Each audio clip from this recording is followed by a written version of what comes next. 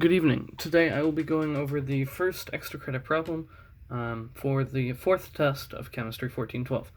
In this example, I'm given orotic acid, and I'm asked to find all the functional groups and list the hybridization, electron geometry, and molecular geometry of each atom in the given structure, other than hydrogen, of course. First thing I like to do is get myself organized by circling, or in this case, putting a box around everything that isn't going to be a carbon single bonded to a carbon. And I also like to label all of the different atoms in this to find their hybridization. After doing so, I end up with something that looks something like this. And all the color coordination coordinates to a little chart that I made just to keep myself organized with hybridization and the way to find hybridization, as well as the way you write hybridization. Like, this is the formula for it and the way you write it, and then electron geometry, molecular geometry. Alright, so I have circled the functional groups that I think are in here, and now I will reference the chart that we'll be asked to bring to test 4 to find which functional groups they are. So I'll start with the easy one right here, and this is a carbon double bonded to another carbon, so that is an alkene, according to the chart anyway. Up next, we have a carbon double bonded to an oxygen and also bonded to an NH group. So looking on the chart, I can find a carbon double bonded to an O and an NH group, and that is an amide. And you want to get into the process of doing this more rather than the specific example. So you want to identify what the carbon is attached to. Again, oxygen, double bond, and then also a nitrogen. And then you want to know pretty much the chart like the back of your hand, so you can quickly do this without stressing out. Because one thing that happens to me is I tend to get, kind of brain fog whenever I'm in a test because of the stress. So this would also be an amide. Alright, and the last little group we have here contains double bonded oxygen to a carbon, as well as an OH. And that would be right here. And then you look over here and you see carboxylic acid.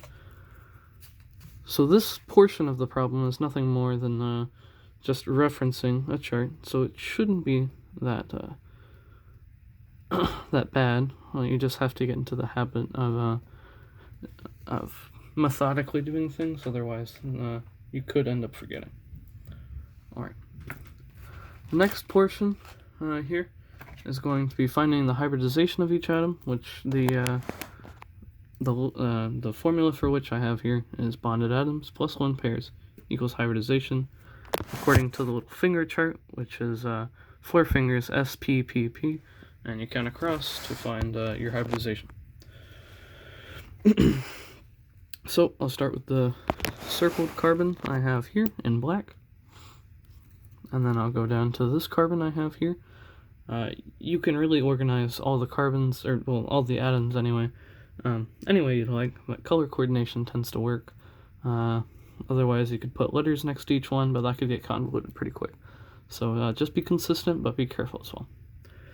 Alright, so this carbon rather, we have 3 bonded atoms.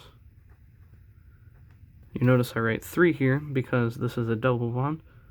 So, while it is 2 bonds, you're not writing bonds, you're writing bonded atoms. So you have a double bond into an oxygen. And then it has no lone pairs, so 0. So you get 3. And then according to the finger rule, I've got S, P, P. That's 3, so SP 2. And you'd pretty much do the same thing all the way down. To avoid getting repetitious, I'll just do 2 of each atom. Of course, nitrogen only has 2, but that's not the point. Alright, so this black oxygen, well, I have the black pen, corresponds to this circled oxygen I have in black. So coming down here, we can see that the oxygen has 2 bonds into 1 atom, and it also has it also has 2 lone pairs. So oxygen wants to make 2 bonds, so we don't need to add any more, and it wants to have 2 lone pairs, so we're good there.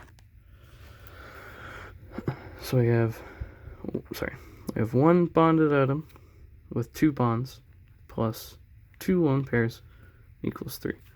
So using the finger method again, we have SPP, that's sp2. Don't confuse 3 as being sp3. Alright, moving on to this black nitrogen, which I have circled here. It's connected to a carbon and a hydrogen. It wants to have 3 bonds, so there's another hydrogen out here, and then it also wants to have a lone pair. So regarding the unwritten stuff, we have 3 bonded atoms plus 1 lone pair equals 4, and then using the finger method, SPPP, sp3. Alright, now moving on to the green carbon. I have that circled here by the alkene, and we can see that it's bonded to 2 carbons, with 1 being a double bond, so that means there's 1 more bond. Carbon wants to make 4, so we know that there are 3 bonded atoms.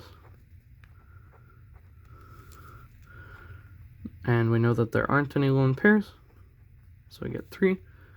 And using the finger method, again, or by this point we should know, but SPP, sp2. Alright, the green oxygen circled in green, has the same bondings as the previous one, has a double bond to 1 atom, so 1 bonded atom, and then it also has 2 lone pairs, so that will equal 3, which will equal sp2. And then this green nitrogen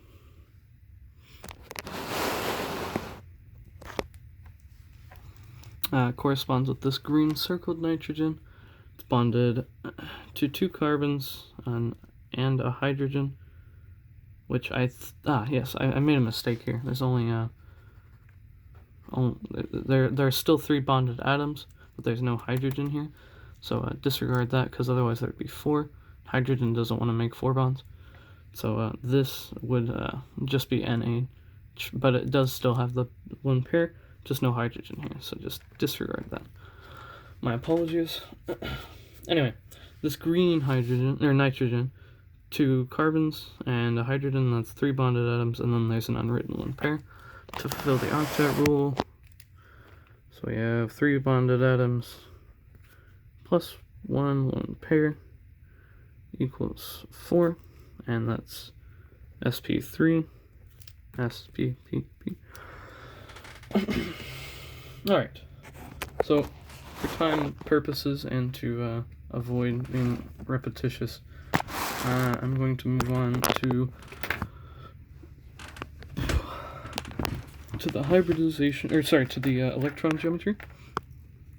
So the electron geometry, whenever you think of that, you should think of angle and not the shape. That's molecular geometry. Alright, so the electron geometry of sp2 can be determined, well, of anything really, can be determined with this, I believe it's called a Vesper table. This is also provided on the test, I mean, of course, if you bring it. So just referencing the chart, we know we have sp2, so we have 3 areas, and we don't have any lone pairs, so we have trigonal plane. And that's for this carbon here with the 3.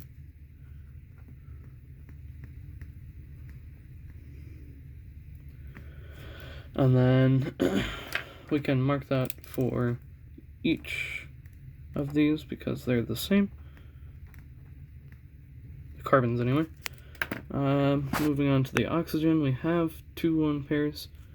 Whenever we have 3 areas, yes, 3 dense areas, so that's 3 lone pairs, 3 lone pairs, sorry, 2 lone pairs with 3 clouds, so we have a linear according to the chart. 2 lone pairs with 3 dense clouds. I'm an idiot. I wrote the word degree, but I didn't actually write that. Sorry, the trigonal planar instead is 120 because it's 3. Same here. Boy, this will also be 120 because it has 3. It doesn't really matter about the shape in terms of the actual angle. This will also be 120 because it's SP2 with 3, so always has 120. The SP3 will have 109.5, and that can be written on the Vesper table. So SP3 has 4 electron clouds densely packed, so it's 109.5. If you're not careful, like I was, then you can quickly mess up this very simple problem. Alright, so the molecular geometry now, that's where we take into consideration what I wrote before. So looking at the chart, we would write in the molecular geometry, trigonal planar,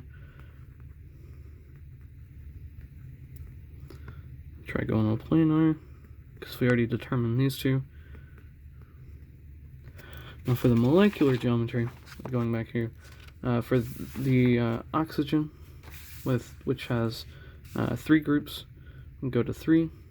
We know it has 2 lone pairs, so it's going to be a linear bond. The 2 oxygens are actually the same in their hybridization, so they are both linear. And then the nitrogens down here have 4 groups, and it has 1 lone pair, so trigonal pyramidal, and that's for both.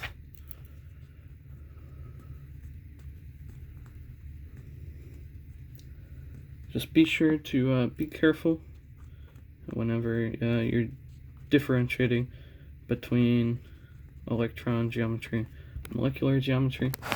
Try to catch yourself if you don't. Sorry, if you get them confused or you write the wrong thing in the wrong area. And be sure to be nice and organized so that everyone knows your answers. I'm going to go ahead and fill in the rest just for the sake of time, but they're done in the same manner. So you count bounded atoms, you add lone pairs, that number, you count the number of fingers, and you write the according data. And so your finalized chart should look something similar to this, ideally without the scratches here, but just be careful. Properly count your bonded atoms plus lone pairs to get your hybridization here. And then just be careful to differentiate between your electron geometry as being the angle and the molecular geometry. Thank you for listening to this brief explanation, and please leave any questions if you have them below. Thank you.